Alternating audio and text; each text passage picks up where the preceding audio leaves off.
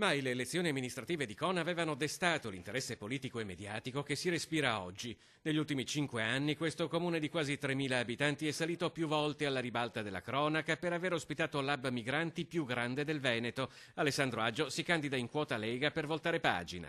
Cona in questi ultimi anni ha più dato che ricevuto, anche in termini ovviamente della problematica dell'hub. Di conseguenza la Lega vuole approfittare di questo momento di notorietà del Comune per poter rispondere alle istanze del Comune, farle sentire alle vertici istituzionali Lega in Regione e adesso al Governo. Di conseguenza il mio sarà un lavoro di tramite con queste istituzioni per risolvere, cercare nel limite del possibile chiaramente le problematiche della cittadinanza. 37 anni, laureato in giurisprudenza, già consigliere comunale di Padova, membro del direttivo provinciale della Lega. Per Aggio, archiviata l'emergenza profughi, a Cona si devono risolvere anche altri problemi. È un comune che sta andando via via a spopolarsi, siamo scesi sotto i 3.000 abitanti, di conseguenza noi lavoreremo su incrementare e migliorare i servizi per le famiglie e per il cittadino.